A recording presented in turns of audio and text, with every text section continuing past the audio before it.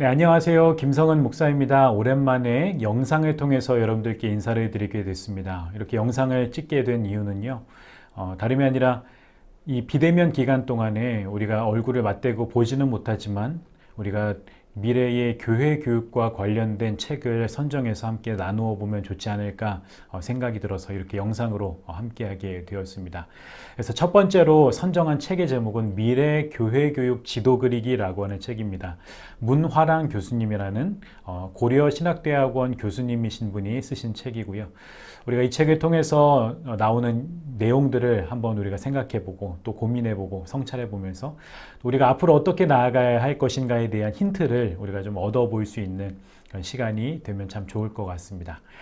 이 책의 시작은 4차 산업혁명 시대에 교회는 과연 생존할 수 있을 것인가 라고 하는 질문으로 이 책은 시작이 되고 있습니다.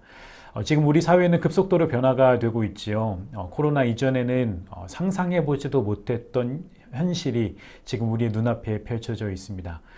뿐만 아니라 과학은 계속해서 고도로 발전이 되어지고 있고요. 특히 인공지능이라고 하는 AI도 계속해서 발전이 되어지고 있습니다. 특히 이 종교의 영역 가운데서는 2017년에 독일에서 인공지능 목회자가 등장해서 사람들에게 축복 기도를 할 정도로 그렇게 인공지능이 이제 종교의 영역까지 이제 들어오게 된 현실을 우리는 살아가고 있죠. 이런 상황을 살아가면서 교회는 과연 어떻게 살아남을 수 있을 것인가라고 하는 질문을 우리가 하지 않을 수가 없습니다.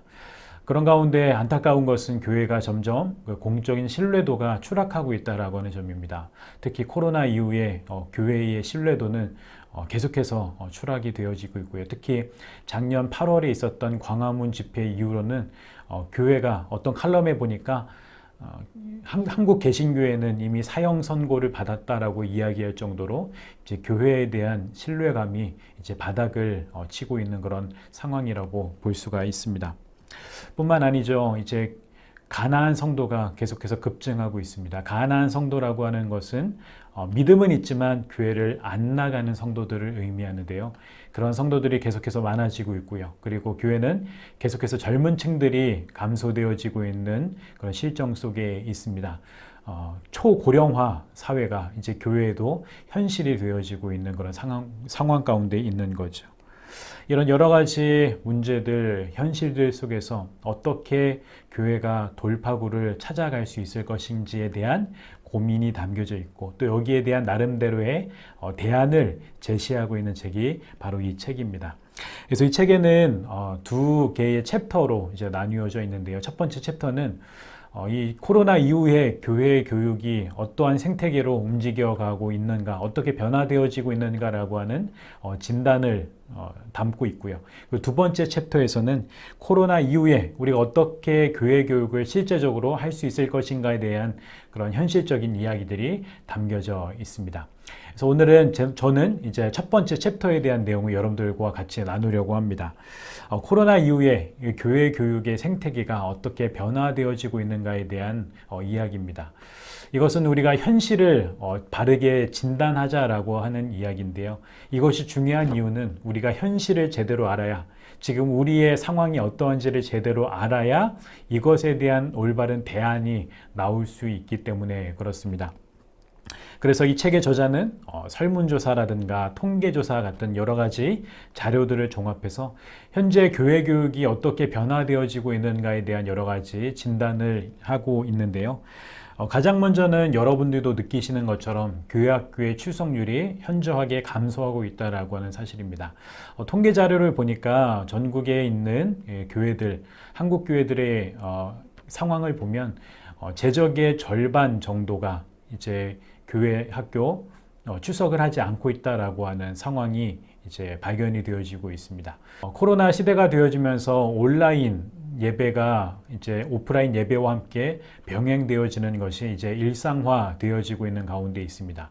이것이 이제 점점 적응이 되어 간다라고 하는 것은 어쩌면 다행인 것일 수도 있지만 한편으로 이 온라인 예배에 대한 학생들의 반응이 어떠한가라고 하는 것을 살펴보면 처음에 이 온라인 예배가 처음 이제 도입이 되었을 때는 아이들이 흥미롭게 또 관심 있게 예배에 참여하기도 하다가 점점 더 여기에 적응이 되다 보니까 여러 가지 온라인 예배에 대한 어려움이 있죠. 아이들이 집에서 예배 드릴 때 휴대폰으로 예배 드리다 보니까 예배에 온전하게 참여하기가 어렵고 집중하기가 참 어려운 여러 가지 상황들이 있다 보니까 점점 더 이제 흥미와 관심이 저하되고 있다라고 하는 것을 통계를 통해서 우리는 살펴볼 수가 있습니다.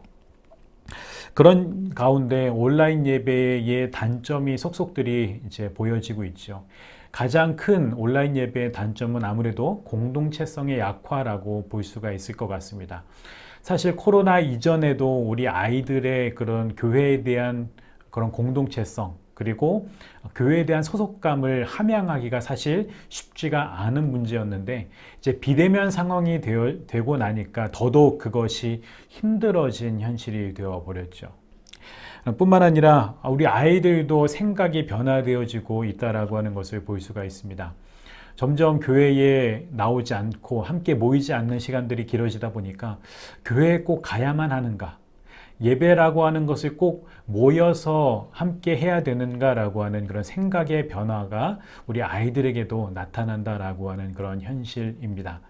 그런 가운데 부모님들의 반응을 살펴보면 우리 교회학교 부모님들의 한 60% 이상이 코로나로 인한 염려 때문에 아이들을 교회에 보내기가 꺼려진다라고 하는 대답을 했다라고 합니다. 그만큼 우리 부모님들도 이 코로나 상황으로 인해서 조금 주저하고 아이들을 교회에 보내는 것을 주저하고 있다라고 하는 것을 볼 수가 있고요. 그리고 사역자들의 고민은 날이 갈수록 깊어질 수밖에 없을 것 같습니다. 영상으로 계속해서 이제 양질의 컨텐츠를 제공해야 되는데, 이제 비전문가들이다 보니까 이 좋은 컨텐츠를 만드는 데는 사실 한계가 있고요. 또 우리가 사역을 하는 것과 더불어 이 온라인 사역까지 병행하는 것이 사실 쉽지 않은 부분이다라고 그렇게 이야기를 할 수가 있을 것 같습니다.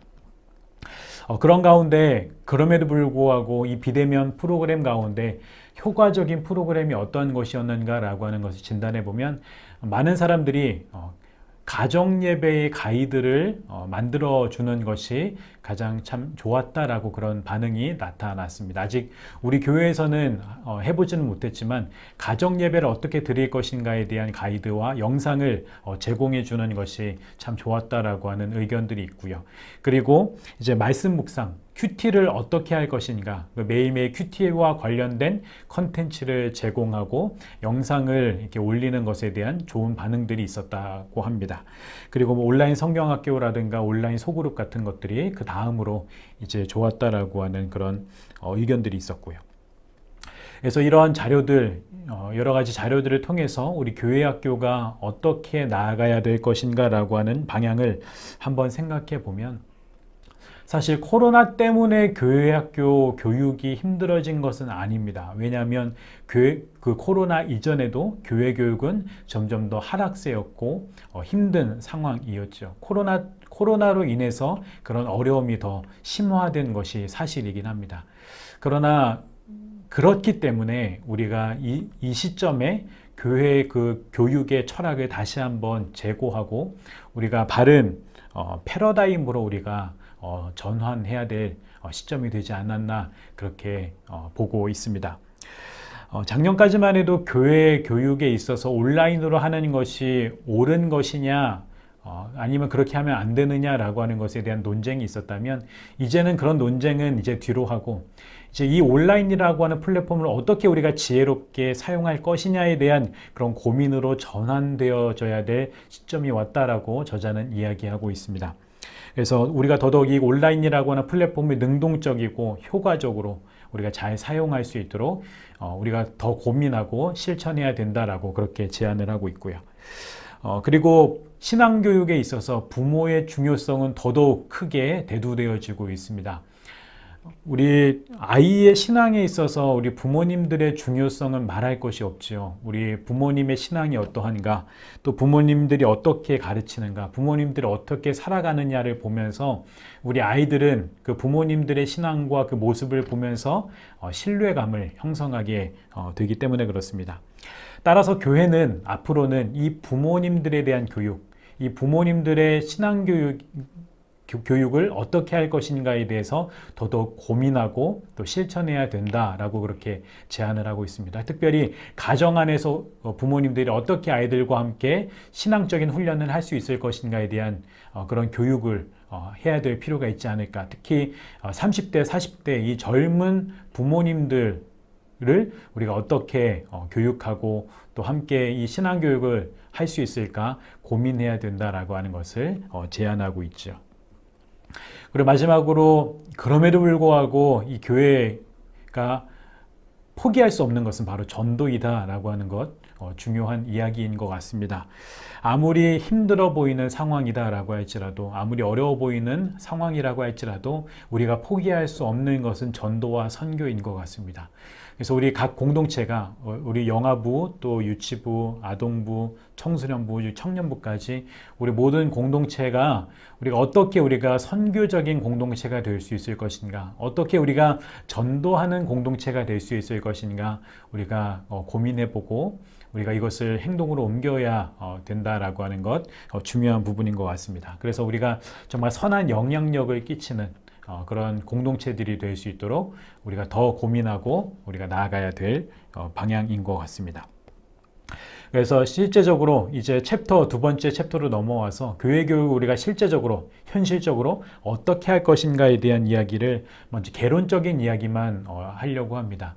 이 책의 저자는 종교적인 잠재력을 고려하라 이렇게 권면을 하고 있습니다. 바보 빅터라고 하는 책에 나오는 이야기인데요. 이 책의 주인공인 국제 멘사협회 회장인 빅터 세리브리아코프의 이야기입니다. 이 저자의 어렸을 때 IQ가 173이었다 그래요. 근데 이 담임 선생님이 이 173이라는 숫자를 73으로 잘못 읽고 이 아이를 바보 취급하고 또 전응아 취급을 했다라고 하는 거죠. 그래서 이 아이도 그런 줄 알고 그렇게 살아왔다라고 합니다. 그 이후에 자기가 어떠한 존재인지를 깨닫고 난 이후에는 자존감과 자신감을 다시금 얻어서 살아갔다라고 하는 그런 이야기가 담겨져 있는 책인데요. 우리는 우리 아이들을 어떻게 대하는가라고 하는 부분들을 질문하지 않을 수가 없습니다. 책의 저자는 이렇게 이야기합니다. 우리 아이들이 부족하고 미성숙한 존재로만 우리 아이들을 생각하고 있는가라고 하는 것을 질문하고 있어요. 그래서 아이들의 그런 종교적인 잠재력을 염두에 두어야 된다라고 그렇게 권면하고 있습니다. 존 웨스터포라고 하는 유명한 교육학자가 이런 이야기를 했습니다. 작은 나무든 큰 나무든 본질적으로 동일한 나무이다라고 하는 이야기를 하고 있어요. 마찬가지로 어린 아이들이든 성인들이든 똑같은 하나의 신앙인으로 우리는 보아야 된다. 그러니 그 아이들을 성급하게 부족한 존재, 내가 일방적으로 가르쳐야 되는 존재, 내가 교육시켜야 되는 존재로 아이들을 판단하지 말자. 이렇게 제안을 하고 있습니다. 우리는 교육을 통해서 명시적인 지식이라고 하는 것과 암묵적인 지식이라고 하는 것을 얻게 되는데요. 명시적인 지식은 우리가 교육을 통해서 얻게 되는 것이고요. 암묵적인 지식은 우리가 교육뿐만 아니라 우리가 살아가는 활동이나 여러 가지 교육 이외의 것들을 통해서 우리 몸에 배어지는 것이 바로 암묵적 지식이라고 이야기할 수가 있습니다. 사람들은 교육한다라고 했을 때 이 명시적인 지식에만 몰두하는 경향이 있습니다. 신앙교육도 마찬가지예요. 뭔가 아이들에게 가르쳐야 될 것 같고 더 아이들에게 뭔가 머릿속에 넣어줘야 될 것 같은 그런 강박이 우리 안에 없잖아 있는 것이 사실입니다. 그러나 신앙교육은 우리가 통전적인 교육으로 넘어가야 된다라고 제안을 하고 있어요. 우리가 아이들에게 뭔가를 가르치는 것만 중요한 게 아니라 예배든 또 교제든 교회 안에서의 활동이든 이 모든 것을 통해서 우리 아이들에게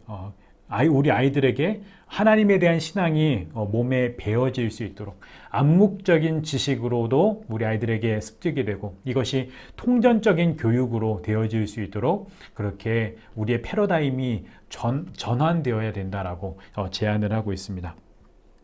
그래서 우리 아이들이 전인적인 배움과 그런 교육을 경험할 수 있도록, 그래서 우리 아이들이 온전한 성장을 이룰 수 있도록 그렇게 우리가 노력해야 된다라고 하는 이야기를 하고 있습니다. 그래서 다음 시간부터는 우리가 실제적으로 우리 아이들을 어떻게 교육하고 또 또 어떻게 우리 교회 교육을 이끌어 갈 것인지에 대한 이야기를 나누어 볼 겁니다.